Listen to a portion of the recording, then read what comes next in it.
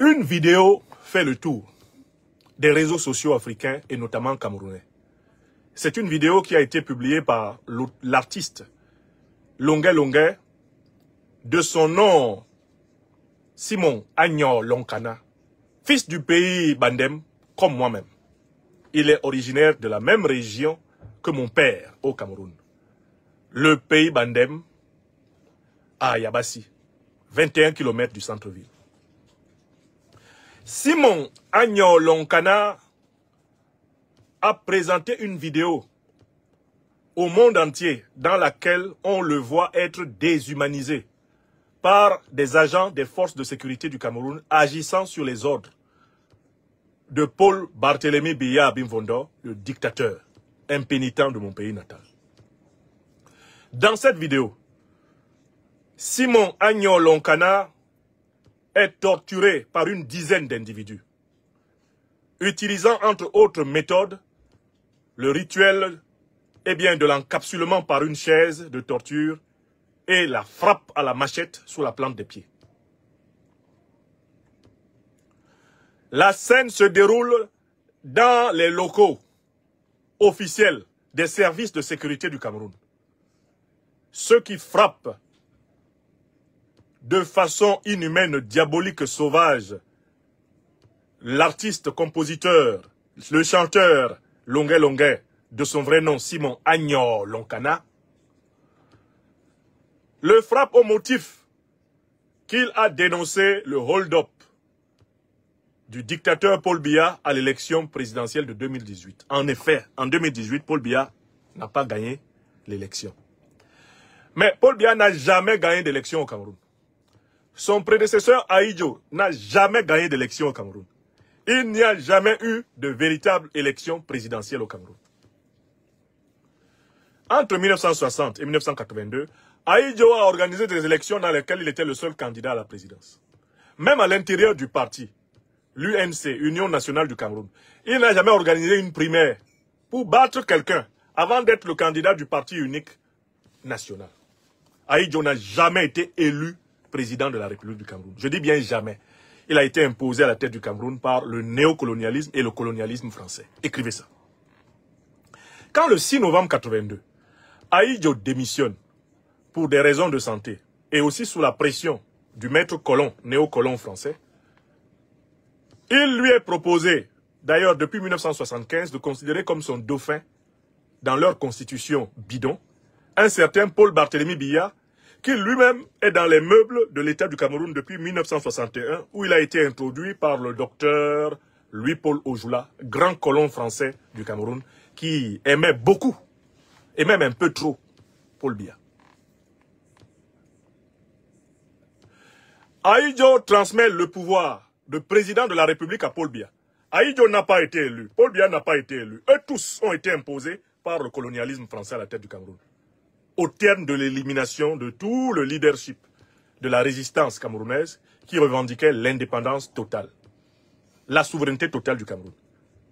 Ils ont éliminé Ruben Oumniobe le 13 septembre 1958. Ils ont éliminé le 3 novembre 1960 Félix Moumié. Ils ont éliminé en 1966 Castor Osende Afana. Ils ont éliminé en 1971 à Bafoussam le 15 janvier le professeur Ernest Wandier. Ils ont massacré 1 million de Camerounais, notamment dans les bastions de la résistance en pays Bamileke et Bassa. Et ils ont imposé à la tête du Cameroun ceux des Camerounais qui ne voulaient pas de l'indépendance totale du Cameroun. À savoir Amadou Barbatoura Ahidjo et Paul Biya que vous voyez là. Ce sont des purs produits du colonialisme français. Donc quand Longuet Longuet dit, en 2018, que Paul Biya n'a pas gagné les élections et que c'est Maurice Kamto qui les a gagnées, c'est une évidence.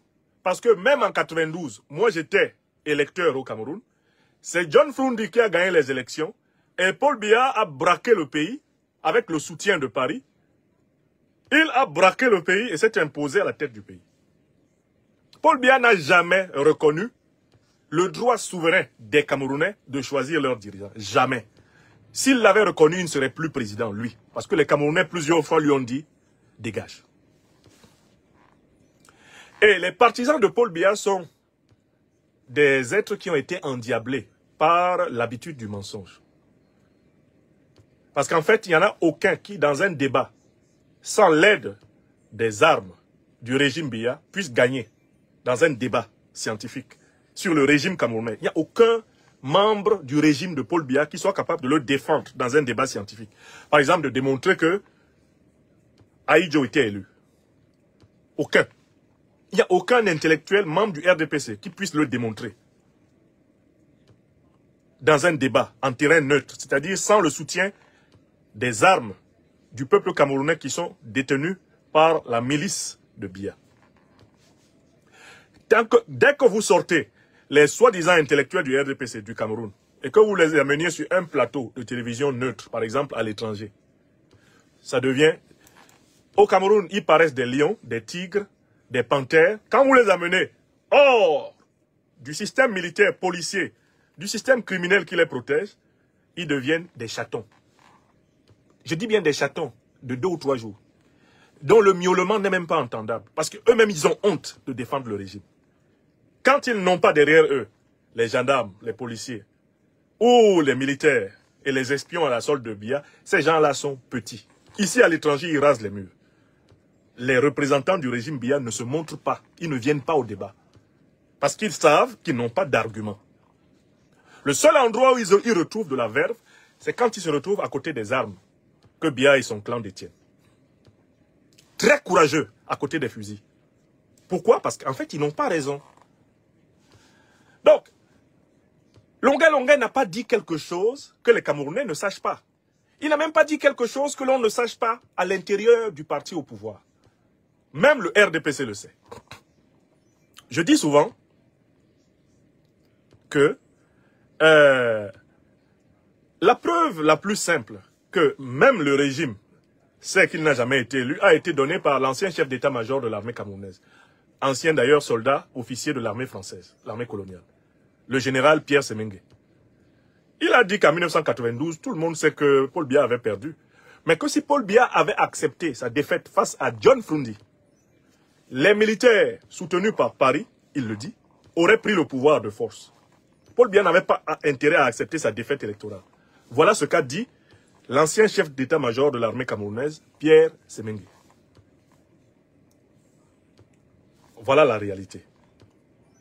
Donc, je tiens à établir un fait. Il n'y a aucune justification intellectuelle possible. Il n'y a aucune légitimité morale. Encore moins de légitimité populaire ou démocratique au régime. Ce régime-là, il existe essentiellement parce qu'il est héritier de la brutalité coloniale. Le Cameroun était un pays braqué. C'est un pays braqué. Ce que vous avez vu subir, Longuet, cette torture inhumaine qu'il a subie, mais ce n'est qu'une pâle image de ce qu'ils ont fait à d'autres qui n'en sont pas sortis vivants. Vous voyez donc ce qu'ils ont fait à Martinez Zogo. Le journaliste qu'ils ont tué, ce sont les mêmes forces de sécurité au service de Paul Biya qui ont tué le journaliste Martinez Zogo. Après des scènes de torture, dans laquelle celle-ci fait office de cycle 1. Cycle 1. Parce qu'ils ont littéralement massacré Martinez Zogo. Massacré. Si vous fouillez pour aller chercher le cas de Bibi Ngota, vous fouillez pour aller chercher le cas du journaliste anglophone, dont le nom m'est sorti de l'esprit, qui a été massacré il y a quelques années. Si vous sortez pour aller chercher dans quelles conditions ils ont tué un certain nombre de prélats camerounais qui avaient osé formuler des objections de conscience contre la perversité qui règne au pays, comme Monseigneur Bala, comme Monseigneur Plumet, un prélat français de Ngaoundéré qui a été assassiné par les services de la dictature, comme Monseigneur, comme les religieuses catholiques de la ville de Djoum. Si vous allez chercher à savoir comment on a tué le père Angelbert Nveng à Yaoundé, et pourquoi le père Jean-Marc Ella, mon professeur de sociologie à l'université de Yaoundé, a dû fuir le Cameroun. Oui, il s'appelait Samuel Ouazizi. le journaliste camerounais anglophone. Ils l'ont torturé, massacré. Donc, en fait, la scène que vous voyez là, où Longuet Longuet est torturé par les forces de Paul Biya, par les sbires de Paul Biya, c'est une scène qui est reproduite au Cameroun depuis la période négrière. C'est comme cela que les négriers traitaient les Africains. C'est exactement comme ça que les colonisateurs du Cameroun, britanniques et français, traitaient les Camerounais. C'est exactement de cette façon que sous le régime Ahidjo, on traitait toute personne qui contestait intellectuellement ou moralement le régime. C'est exactement cette tradition de répression, de destruction de l'homme noir qui a été reprise intégralement par le régime de Paul Biya. Le régime de Paul Biya que vous voyez est assis essentiellement sur la violence, le mensonge, la corruption et la ruse. Je reprends. Le régime de Paul Biya que vous voyez là, il est essentiellement assis sur la violence, le mensonge, la corruption et la ruse. Voilà ces 4 dents qu'il a dans sa bouche. Ces 4 dents diaboliques. Donc, déjà, il faudrait que vous voyez que la scène que vous avez vue, plusieurs prisonniers politiques au Cameroun l'ont vécu. Pas un, pas deux. Cette forme de torture que vous avez observée sur Longuet Longuet, elle est passée sur le corps de millions de Camerounais.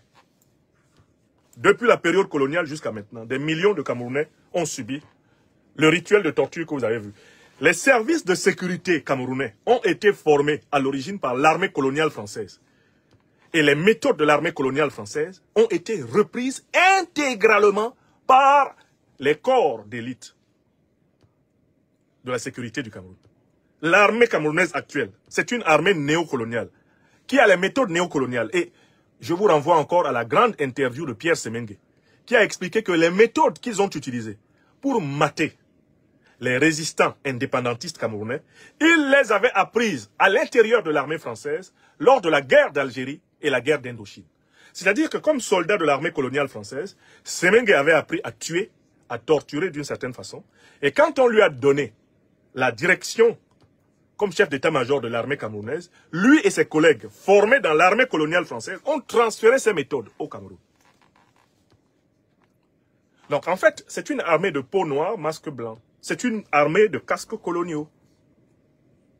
La psychologie de base du soldat camerounais, elle est structurée sur la naturalité, la normalité du droit de tuer, du droit de torturer et la certitude d'avoir pour cela une impunité assurée. Surtout quand il tue et torture pour préserver le pouvoir, qui est la seule finalité de l'action politique de Paul Biya. Selon sa formule, ne dure pas au pouvoir qui veut, mais qui peut. Que se cache-t-il derrière le qui peut de la formule du dictateur Paul Biya? Pouvoir pour lui, c'est pouvoir tuer, c'est pouvoir frapper, c'est pouvoir corrompre, c'est pouvoir mentir, c'est pouvoir blesser, c'est pouvoir traumatiser, c'est pouvoir intimider. Pouvoir pour lui, c'est faire régner une terreur permanente sur le pays. C'est ça le pouvoir de M. Biya. Et c'est ce qui explique la propension de beaucoup de Camerounais à s'exprimer très librement sur des sujets parallèles.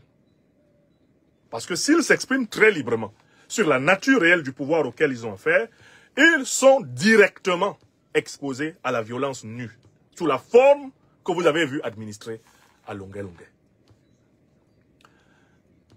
Aucune civilisation véritablement humaine en ce monde ne peut permettre qu'un artiste qui a exprimé une opinion politique soit torturé par des forces soi-disant de l'ordre.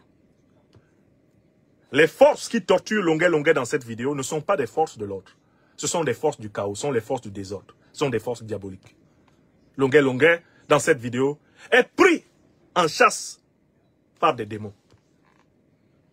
L'erreur que les Camerounaises et les Camerounais commettent, c'est de dire que ce sont les forces de l'ordre qui torturent Longuet Longuet dans cette vidéo. Non, nous n'avons pas de forces de l'ordre au Cameroun.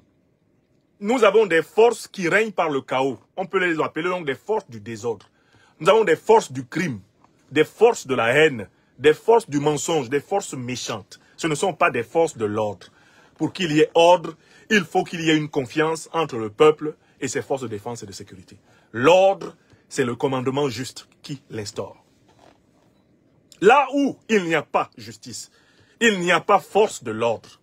Car la force de l'ordre ne peut faire régner l'ordre véritable que si c'est un ordre juste. C'est-à-dire si le respect de la loi est assuré, non pas simplement pour les citoyens, mais également pour ceux qui sont chargés de veiller à l'application des lois.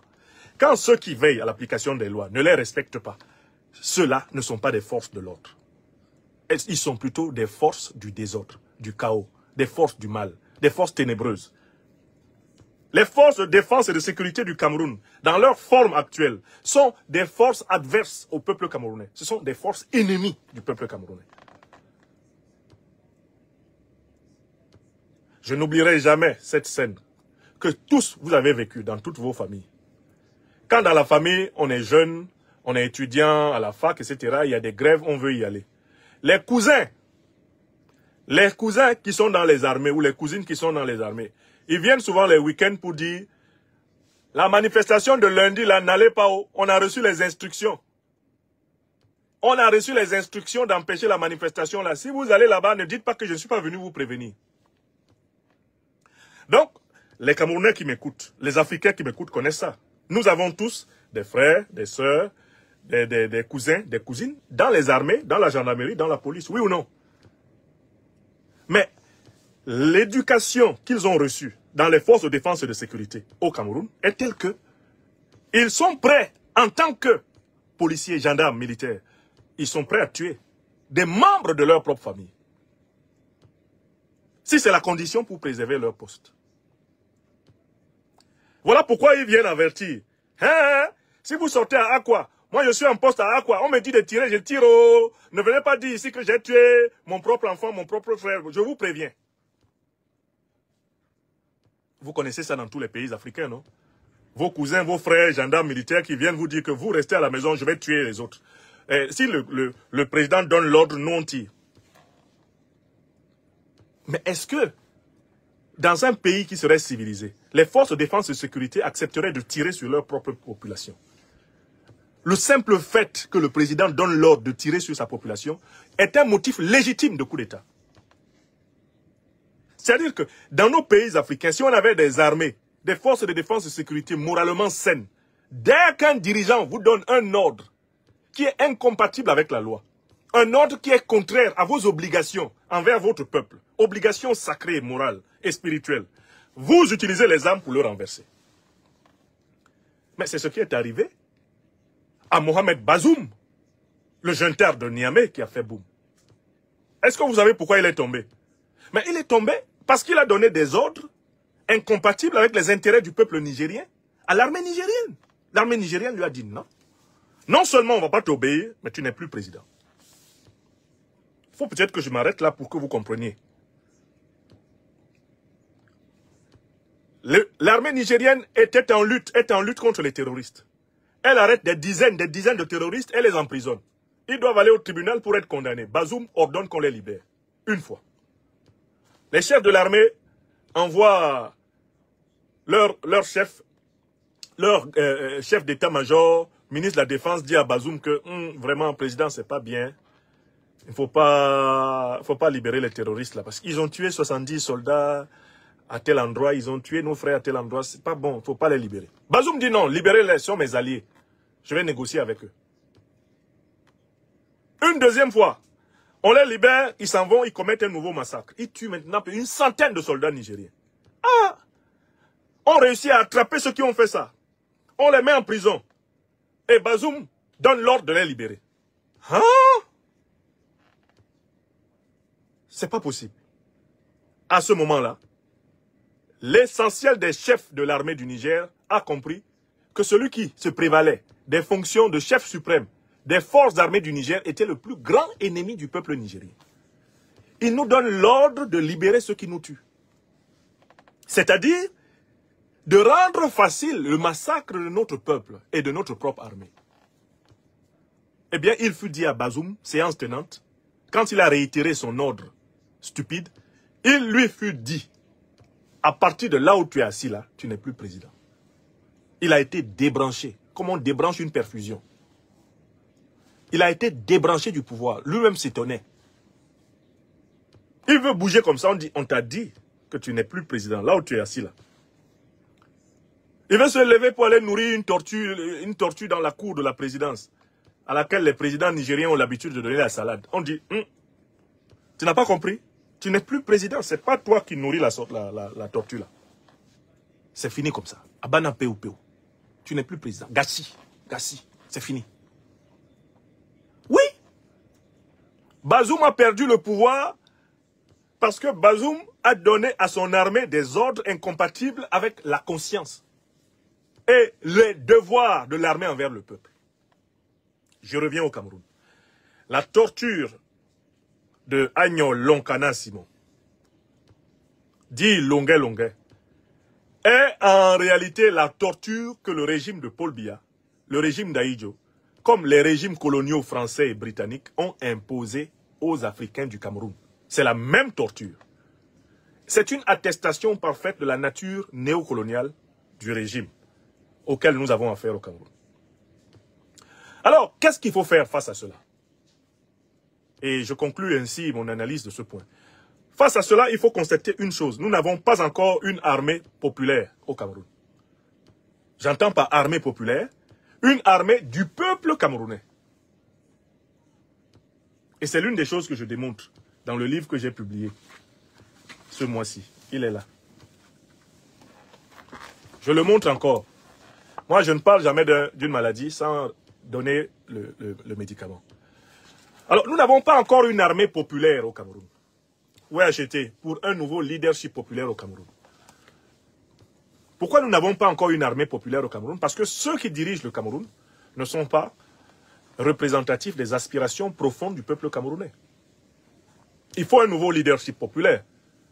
C'est-à-dire qu'il faut qu'au nord, à l'extrême nord, dans la Damawa, au sud-ouest, au nord-ouest, au littoral, au centre, au sud, à l'est, à l'ouest, il faut qu'émergent des Camerounaises et des Camerounais dotés de la conscience panafricaine, qui se regardent comme des Africains. Et que ceux-ci appellent, comme nous le faisons, ici et maintenant, notre peuple à récupérer sa souveraineté. Et il ne faut pas que ce soit des leaders ethniques. Il faut que ce soit des leaders panafricains. J'explique à nouveau. Leaders panafricains, originaires de toutes les parties du Cameroun. Notre responsabilité est d'appeler notre peuple à reprendre sa souveraineté en main, à se mobiliser comme grand peuple africain et à récupérer sa souveraineté. Parce qu'en fait, on ne pourra pas mettre fin à la torture des Camerounais par les forces de défense et de sécurité du Cameroun si on ne crée pas des forces de défense et de sécurité populaires.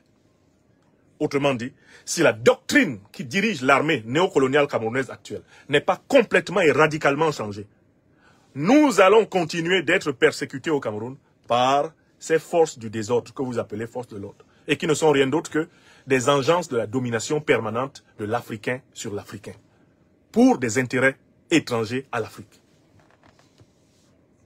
Donc, en fait, qu'est-ce qui peut mettre fin à ce genre de scène humiliante, inhumaine? Qu'est-ce qui peut mettre fin à cette méchanceté? Mais il faut que la force des armes soit entre les mains des Camerounais qui servent le Cameroun. Je ne peux pas jeter au feu toutes les forces de défense et de sécurité camerounaises qui existent actuellement. Mais je sais que les éléments sains, S-A-I-N-S, je ne parle pas de sainteté, mais de santé, mentale et morale. Les éléments sains à l'intérieur des forces de défense et de sécurité du Cameroun actuellement sont dans une situation de minorité.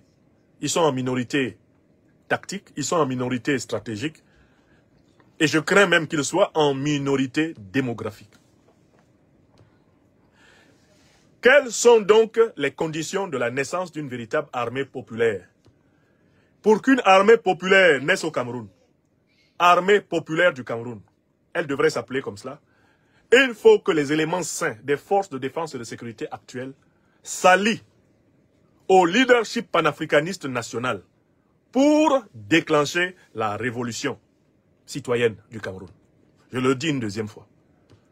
Pour que nous ayons une armée, une gendarmerie, une police véritablement populaire, pour que nous ayons une APC, armée populaire du Cameroun.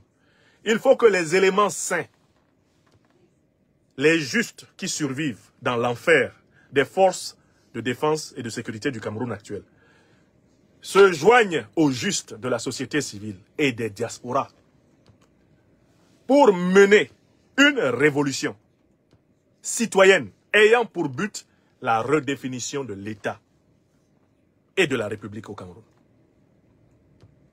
Parce que si on ne crée pas l'armée populaire avec de nouveaux principes, on continuera de constater les dégâts comme ceux qui ont été commis sur le corps et dans l'âme de notre frère, l'artiste Agno Lonkana Simon, dit Longue Longue. Pour que les Camerounais cessent d'être torturés par l'armée criminelle de Paul Biya, d'Ahidjo, l'armée criminelle issue de la cuisse infecte du néocolonialisme français, il faut que les militaires, les gendarmes, les policiers, tous les agents des forces de l'ordre actuelles qui ont conservé une certaine santé morale, une certaine santé mentale, une certaine santé spirituelle, s'allient à toutes les Camerounaises et à tous les Camerounais de l'intérieur et de l'extérieur qui ont une conscience panafricaine pour constituer l'élite révolutionnaire du Cameroun. C'est cette élite révolutionnaire issue des entrailles du peuple et des forces de défense et de sécurité actuelles, où elle est minoritaire. C'est cette élite qui va refonder le Cameroun. Si on ne peut pas le faire, nous serons condamnés à regarder de nombreuses autres vidéos comme celle-ci. Souvenez-vous de tous ceux qui sont passés au moulinex de la torture, de ces forces d'insécurité, ces forces de chaos. Souvenez-vous des sévices imposés aux leaders de l'opposition camerounaise en 2018, 2019, 2020. Maurice Kamto, le professeur Maurice Kamto que je salue. Vous avez oublié ce qu'on lui a fait? À lui et à ses compagnons, dont certains sont encore en prison. Vous avez oublié ce qu'ont fait les forces d'insécurité et de chaos de Biya à nos frères du Cameroun anglophone? Qui va oublier cela? Vous avez oublié les purges de Mbalmayo, l'exécution de près de 2000 militaires des forces de défense et de sécurité parce qu'on les soupçonnait d'être mentalement restés loyaux au régime d'Ahidjo. Vous avez oublié tous les Camerounais massacrés à l'occasion des manifestations populaires dans les rues par l'armée. Je vois des gens qui demandent qu'on respecte M. Biya. Mais écoutez, M. Biya, lui, n'a jamais eu pitié des Camerounais. Quel respect peut-on avoir pour quelqu'un qui n'a jamais eu pitié? Quel respect? Pourquoi voulez-vous que sa mort, sa maladie, son coma, etc. soit un problème pour nous, qui avons une bonne mémoire? Pourquoi voulez-vous? Alors qu'à aucun moment cet homme n'a utilisé le mot pardon. À aucun moment cet homme n'a utilisé, mis en œuvre une action de réparation des crimes qu'il a commis. À aucun moment cet homme ne s'est dit, il faut laisser à ce peuple ses chances de se réorganiser et de vivre sans moi. Donc en fait, il n'y a pas d'autre solution contre la torture que la révolution. Au Cameroun, il n'y a pas d'autre solution. Le comportement des soldats qui torturent Agno Lonkana Simon, dit Longue Longue, est un comportement typique de gens qui pensent qu'ils auront éternellement la possibilité de torturer les Camerounais. Parce que, pour le moment, ce sont eux qui contrôlent les armes officielles du Cameroun. Il faut donc qu'on leur arrache ça des mains. Il faut qu'on leur arrache ce pouvoir de vie ou de mort sur les Camerounais. Et cela doit commencer à l'intérieur de l'armée et se poursuivre dans toute la société civile. Rendre au peuple camerounais ses armes. Les armes avec lesquelles on torture Longue Longue sont les armes des Camerounais. Ce ne sont pas les armes de Paul Biya. Ça ne lui appartient pas. Ils utilisent les fonds publics camerounais pour acheter du matériel permettant de torturer les Camerounais au Cameroun. La création de l'armée populaire du Cameroun, avec un renouvellement des droits, des libertés sacrées et inaliénables de la personne au Cameroun, eh bien, telles sont les seules voies pour sortir de ça. Sinon, nous sommes condamnés à voir encore et encore des vidéos de torture. Tel est, une fois de plus, le sens du livre que j'ai écrit. Ce livre est écrit pour dire aux Camerounais, le leadership populaire Ce ne sont pas des gens qui vont, je ne sais pas, surgir de l'inconnu. Le leadership populaire, c'est chaque Camerounaise et chaque Camerounais qui a vaincu les 7 démons qui tiennent le Camerounais en otage. Il y en a 7 qui tiennent le Camerounais en otage. Je les analyse dans la troisième partie de mon livre. Il y a 7 maladies qui bloquent les Camerounais, qui font que les Camerounais ne sont pas utiles collectivement au Cameroun. Je les ai analysées ici, dans la partie 3 du livre, que vous pouvez commander hein, via Amazon ou en tout cas directement auprès de l'éditeur Publish Room Factory. Vous pouvez commander ça directement. Alors, 1. Le tribalisme ou ethnicisme. 2. L'esprit magique ou le règne de la superstition. 3. La corruption généralisée. 4. La diversion artificielle du peuple dans la luxure. 5. La haine de la haute connaissance au Cameroun. Et puis 6. L'absence de vision collective. L'absence de vision collective. Donc voilà, enfin, 6. L'absence de vision collective. 7. La haine de soi de l'Africain. Une pathologie continentale et mondiale. Voilà les 7 maladies. Chacun d'entre nous doit guérir de ces 7 maladies. Partout en Afrique d'abord et au Cameroun en particulier. Ce sont ceux qui vont guérir de ces 7 maladies-là qui seront en mesure de constituer le leadership populaire dont nous avons besoin dans toutes les parties du pays. Et c'est ce leadership populaire qui va mettre fin à la pratique de la torture au Cameroun. Nous devons mettre fin à la pratique de la torture au Cameroun. Parce qu'aucun d'entre nous n'aimerait être torturé. Personne d'entre nous ne souhaiterait qu'on torture les membres de sa famille. À commencer par Paul Biya. À 91 ans. Si on le fait asseoir, lui, Paul Biya, on lui donne 2 coups de machette sous ses pieds-là. Et il va mourir avant même que le premier coup ne soit arrivé. Vous avez vu le vieillard frêle à l'aéroport. C'est lui qui fait taper les gens. Un homme comme ça, un moribond, qui fait taper les autres. Quelqu'un qui devrait avoir une conscience de la vulnérabilité et de la fragilité humaine. Rien qu'en vieillissant, il voit très bien qu'il n'est rien. Qu'il va expirer bientôt. Et que nous sommes tous des mortels. Mais c'est lui qui fait taper les gens. Mais comment tu peux faire agresser ton peuple en permanence? Alors, oui, l'autre chose qui m'a choqué, c'est le fait que ceux qui administrent cette violence à longueur croient que ça ne va jamais se retourner contre eux. Que jamais quelqu'un ne va les violenter. Pourtant, on voit très bien qu'à tout moment, cette violence d'État-là, banalisée, se retourne contre eux-mêmes.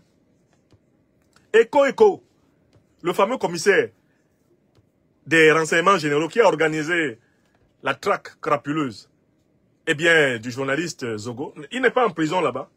À tout moment, on peut le violenter, on peut le battre, on peut faire... Vous n'avez pas vu comment a fini Mendoza? Mendoza ne venait-il pas du pays Boulou? Comment il a fini? Les mêmes qui se mettaient à la télévision pour se moquer des autres Camerounais qui pleurent sous la torture de Paul Biya. Vous avez vu comment Paul Biya les a torturés? C'est pas Titus Sezoa qui a fait 17 ans de prison cadeau.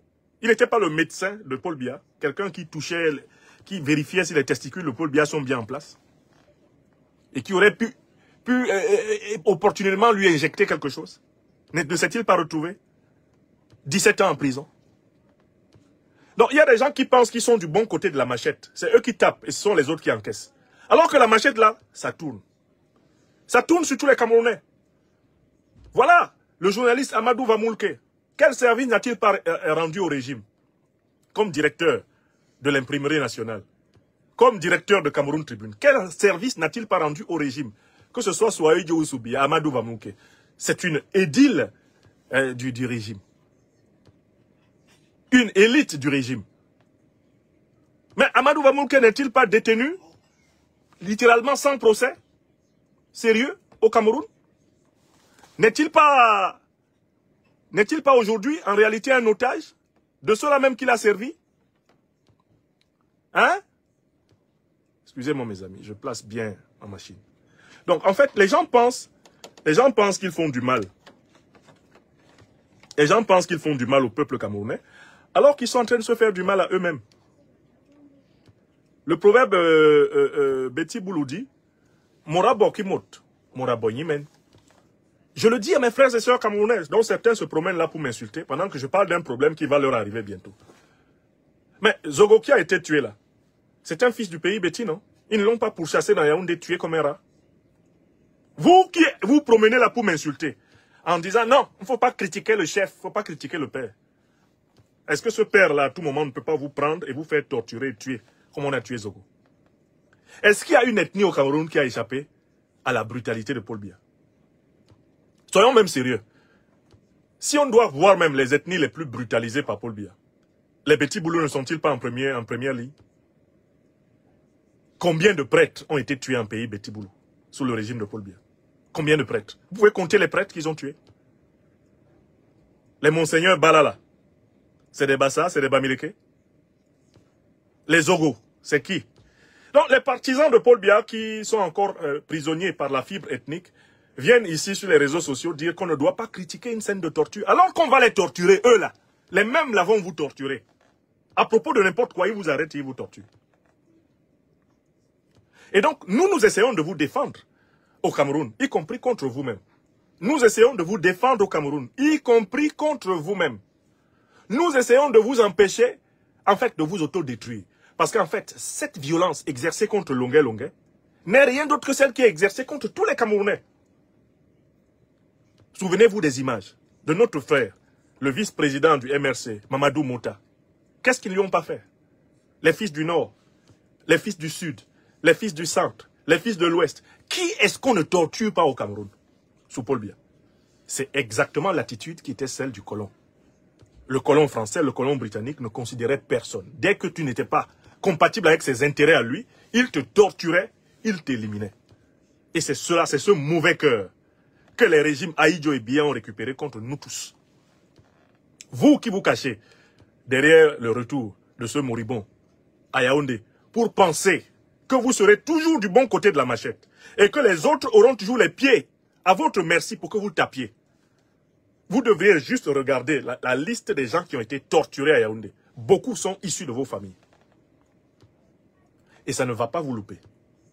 Plus vous accumulez des violences contre ce peuple, plus vous accumulez des rancunes. Et on ne pourra pas vous protéger contre la colère de ce peuple.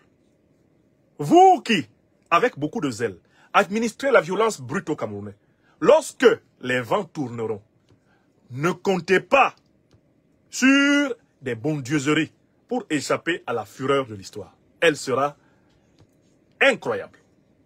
La fureur de l'histoire. Donc, je conclus en disant que la seule solution pour mettre fin à la torture au Cameroun, c'est la création d'une armée populaire. Nous n'avons pas d'armée populaire. Nous avons une armée impopulaire. Nous avons une armée antipopulaire. Et on ne peut pas créer une armée populaire si on ne mène pas une révolution nationale panafricaine. C'est-à-dire une révolution qui transcende les 7 fléaux étudiés à la partie 3 de ce livre. Ces fléaux, tous les Camerounais en souffrent, peu ou prou. Et ceux qui doivent diriger le Cameroun doivent être guéris de ces 7 fléaux que j'ai énumérés. J'adresse à notre frère Longuet Longuet, je lui adresse vraiment toute mon affection.